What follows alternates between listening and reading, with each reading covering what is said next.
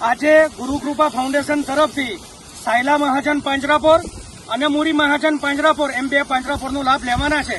સાયલા પાંજરાપોરમાં 1500 થી 1800 બાજરીના રોટલા બનાવ્યા છે, લીલું ઘાસ ખવડાવ્યું છે અને ગોળ ખવડાવવાના છે. એમ મુરી પાંજરાપોરમાં ચૂરમાના લાડુ અને ઘાસ ખવડાવવાના છે.